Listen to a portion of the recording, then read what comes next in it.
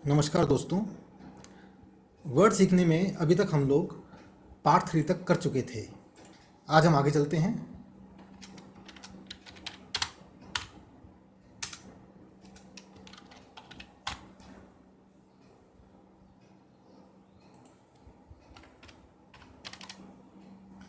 Zoom. दोस्तों, ये जो हमारा टेक्स्ट है, इसको यदि हम बड़ा करना चाहें ताकि हम आसानी से पढ़ सकें या छोटा करना चाहें, इसको हम जूम कहते हैं।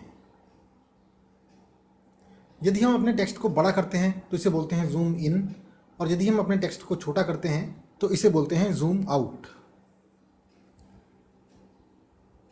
आइए अब देखते हैं जूम करने के कितने तरीके हैं।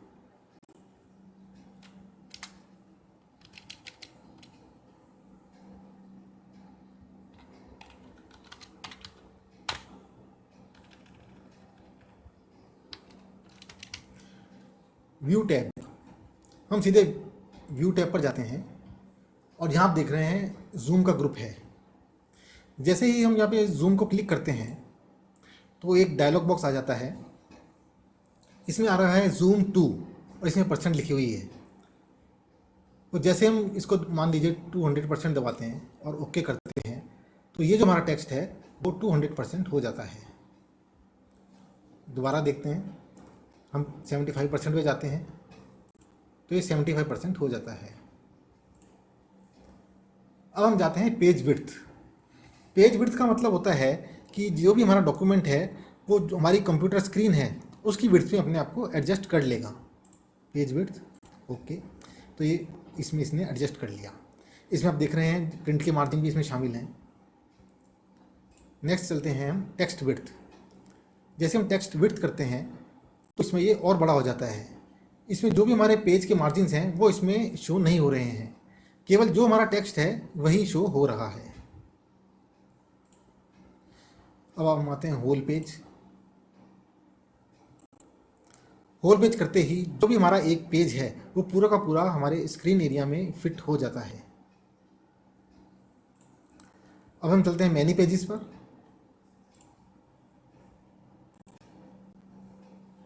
मैनी पेजेस करने पर जितने भी हमारे पेजेस हैं, इस डॉक्यूमेंट में जितने भी पेजेस हैं वो सारे अपीयर हो जाते हैं। अब यहाँ 100% लिखा हुआ है, सीधे हम 100% कर दें तो इससे पूरा का पूरा जो पेज है जो 100% सेटिंग है उस पर वो एडजस्ट हो जाता है।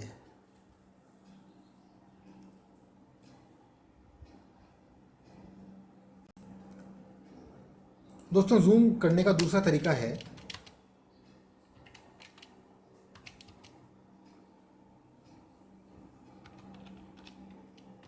Zoom slider.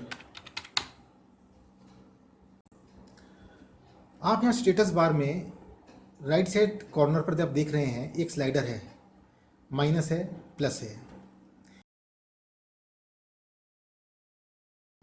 यदि हम इसको माउस से क्लिक करते हुए लेफ्ट या राइट में लेकर जाएं तो ये जूम होता जा रहा है। अब यदि हम माइनस दबाएं तो माइनस में जूम आउट हो जाता है। ये एक बार में 10% होता है,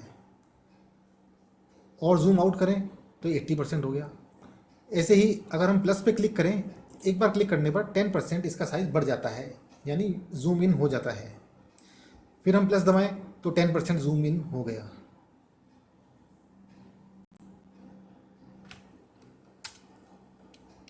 जूम करने का तीसरा तरीका है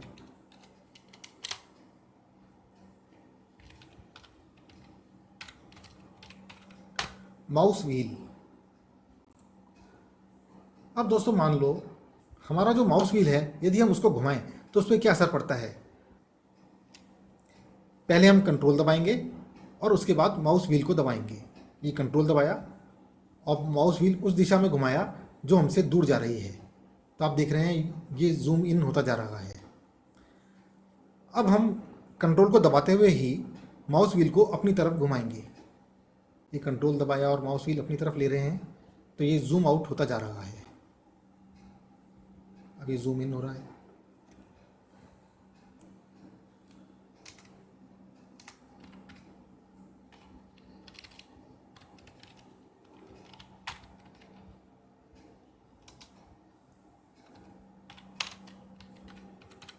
डॉक्यूमेंट व्यूज़। दोस्तों हम किस तरह से हमारे डॉक्यूमेंट को देखते हैं, ये व्यूज़ कहलाते हैं। अब डॉक्यूमेंट व्यूज़ कितने तरह के होते हैं, अब हम ये देखते हैं।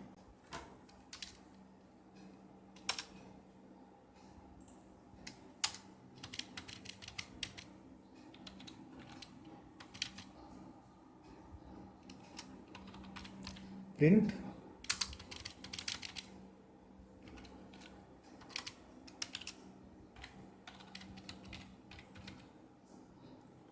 फुल स्क्रीन,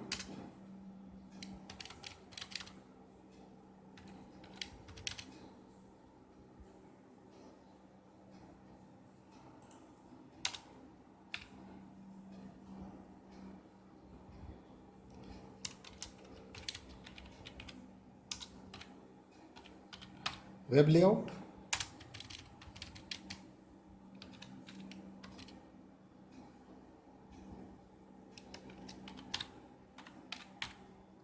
आउटलाइन,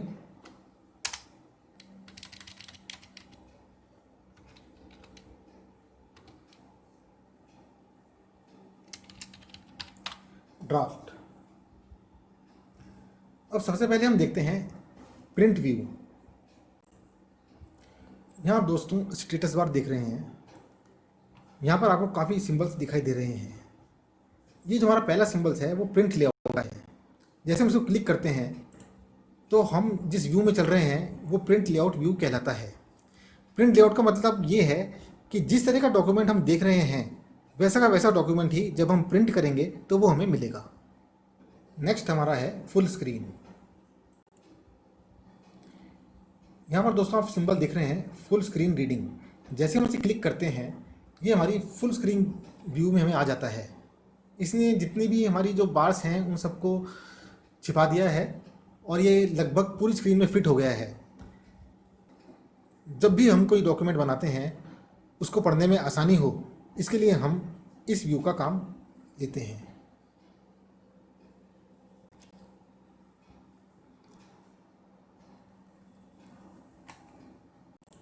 नेक्स्ट है वेब लेआउट। यहाँ तीसरा सिंबल दिख रहे हैं, ये वेब लेआउट का है। जब हमें कोई वेब पेज डिज़ाइन करना होता है तो हम इसके लिए इस व्यू का इस्तेमाल करते हैं। इसके बाद है आउटलाइन। इसके बाद जो सिंबल है ये आउटलाइन का है। जैसे हम इसको क्लिक करते हैं हम आउटलाइन व्यू में आ जाते हैं। आउटलाइन व्यू का एक विशेष मकसद होता है कि हम अपने डॉक्यूमेंट को ऑर्गेनाइज कर सकें। जैसे मान लीजिए कुछ चीज़ को हमें कॉपियाँ पेस्ट करना है या कट पेस्ट करना है या कहीं दूसरी जगह लेके जाना है, ये हमें बिल्कुल आसानी से हो सके। नेक्स्ट हम आते हैं ड्राफ्ट। अब हम ये लास्ट आइकॉन दिख रहा है, इस पर हम क्लिक करते हैं तो अब हम जिस व्यू में चल रहे हैं वो ड्राफ्ट व्यू है। दोस्तों किसी भी प्रकार की एडिटिंग करनी हो, हमें फॉर्मेटिंग करनी हो, इसके लिए सबसे बेस्ट व्यू यही होता है। इसे मार्जिन्स वगैरह हमें कुछ दिखाई नहीं पड़ता है, ना ही ये इस बात को व्यक्त करता है कि हमारा प्रिंट देखने में ऐसा लगेगा। इसे केवल एडिटिंग के लिए ही हम इस्तेमाल कर सकते हैं। जैसे कॉपी किया, पेस्ट किया, बोल्ड किया, कुछ इंसर्ट कर दिया या कुछ टेक्स्ट को दूसरी तरह से फॉर्मेटिंग कर लिया।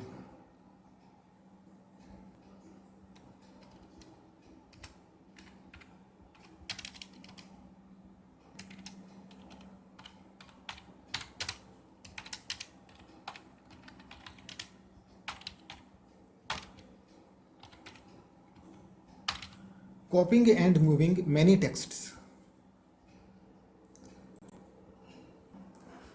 दोस्तों मान लीजिए हमारे इस डॉक्यूमेंट में हमें किसी चीज़ को कॉपी करना है तो हम क्या करते हैं कि सबसे पहले इसको सिलेक्ट किया, Ctrl+C दबाया और जहाँ भी इसको हमें पेस्ट करना है वहाँ हम अपने कर्सर को लेकर गए और Ctrl+V दबा दिया। यहाँ हमें कुछ कट करना है, मान लीजिए ये हमें कट करना है तो Ctrl+X दबाया और जहाँ इसको पेस्ट करना है वहाँ कर्सर को लेकर गए और वहाँ Ctrl+V दबा दिया।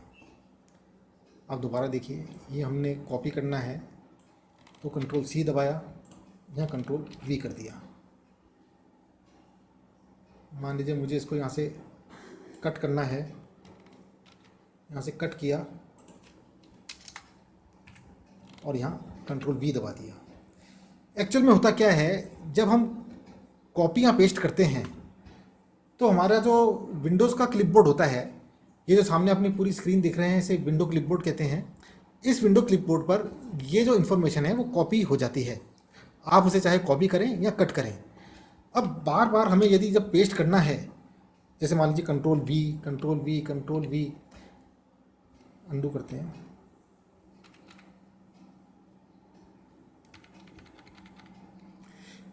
तो ये दोबारा का वही की वही चीज़ पेस्ट होती है जो अभी क्लिपबोर्ड पर है।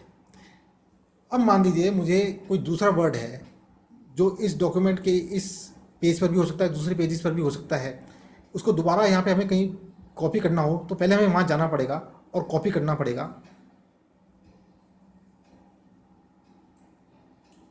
कंट्रोल C,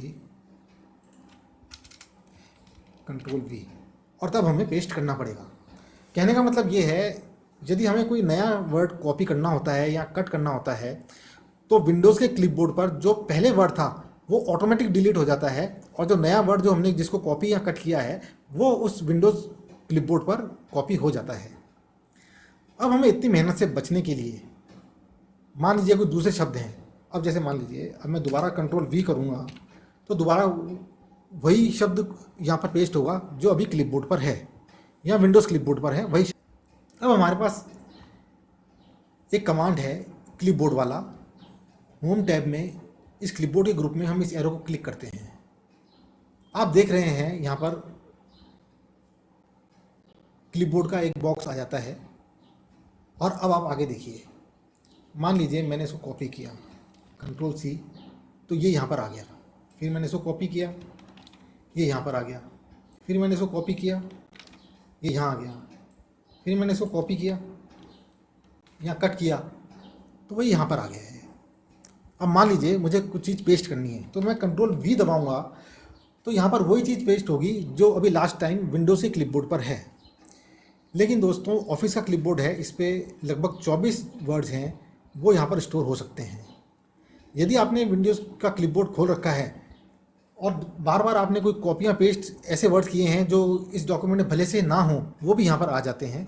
और अब यदि आपको यहाँ पे कोई भी वर्ड पेस्ट करना हो तो आप सीधे इस पर क्लिक करिए और ये पेस्ट हो जाएगा। क्लिक किया, पेस्ट हो गया, क्लिक किया, पेस्ट हो गया, क्लिक किया, पेस्ट हो गया। अब बार बार आपको कॉपी या कट करने की ज़रूरत नहीं है। और यदि आप इसको पेस्ट ऑल कर देंगे और आपको पता है कि मुझे इसी सीक्वेंस में चाहिए, तो जैसे आप पेस्ट ऑल दबाएंगे ये सारे के वर्ड एक बार में ही सारे उसी सीक्वेंस में कॉपी हो जाएंगे।